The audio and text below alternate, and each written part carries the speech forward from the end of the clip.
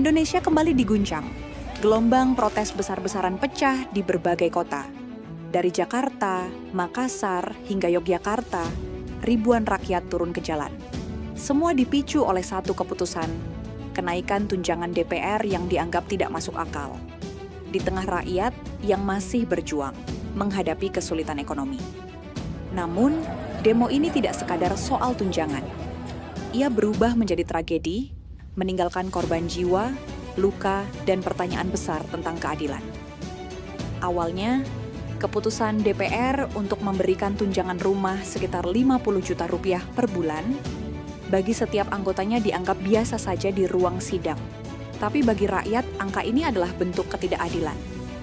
Bagaimana mungkin di tengah harga kebutuhan pokok yang terus naik, para wakil rakyat justru menambah fasilitas mewah bagi dirinya sendiri? Persepsi publik makin buruk ketika beredar rekaman para anggota DPR berjoget usai sidang. Joget itu dianggap simbol arogansi, jauh dari empati. Rasa kecewa pun berubah menjadi amarah, dan amarah itu akhirnya tumpah di jalanan. Demo mulai pecah di Jakarta pada akhir Agustus. Mahasiswa, buruh, hingga warga biasa bergabung. Mereka menuntut keadilan. Spanduk-spanduk bertuliskan, "Batalkan tunjangan DPR," berkibar di jalanan.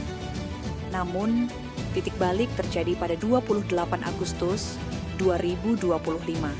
Seorang pengemudi ojek online bernama Afan Kurniawan, berusia 21 tahun, tewas dilindas kendaraan taktis Brimob di depan gedung DPR. Afan bukanlah demonstran. Ia sedang bekerja, mengantar pesanan. Tragedi ini membuat demo semakin membara. Video Afan yang terjatuh lalu dilindas kendaraan polisi menyebar cepat di media sosial. Nama Afan menjadi simbol ketidakadilan, dan rakyat semakin marah. Amarah rakyat tidak berhenti di Jakarta. Di Makassar, ribuan massa menyerbu gedung DPRD. Malam itu, gedung Dewan terbakar habis. 3 pegawai DPRD tewas terjebak api. Syaiful Akbar, Muh Akbar Basri, dan Sarinawati.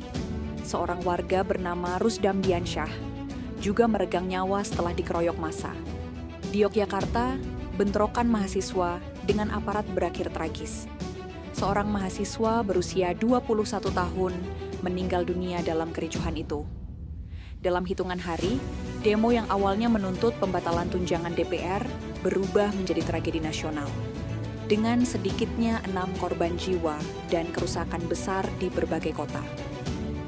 Di bawah tekanan publik yang luar biasa, Presiden Prabowo Subianto akhirnya mengambil langkah tegas. Tunjangan rumah DPR senilai 50 juta rupiah per bulan resmi dicabut. Perjalanan dinas luar negeri anggota Dewan juga dihentikan sementara. Namun, dalam pidatonya Prabowo memperingatkan, demonstrasi yang merusak dan mengancam stabilitas bisa dianggap sebagai pengkhianatan atau bahkan terorisme. Ia menginstruksikan aparat keamanan untuk menindak tegas aksi anarkis. Pernyataan ini menimbulkan dua sisi. Bagi sebagian rakyat, langkah presiden adalah bentuk keberpihakan. Namun bagi sebagian lain, ini dianggap sebagai ancaman terhadap kebebasan berpendapat. Demo DPR 2025 bukan sekadar tentang tunjangan. Ia adalah cermin retaknya kepercayaan rakyat terhadap elit politik. Kesenjangan sosial dan politik yang selama ini dipendam akhirnya meledak.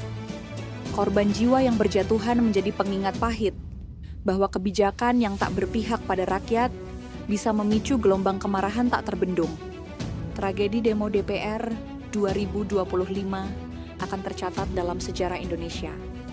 Sebuah peristiwa yang mengajarkan bahwa suara rakyat adalah kekuatan dan keadilan sosial bukan sekadar janji, melainkan tuntutan yang nyata.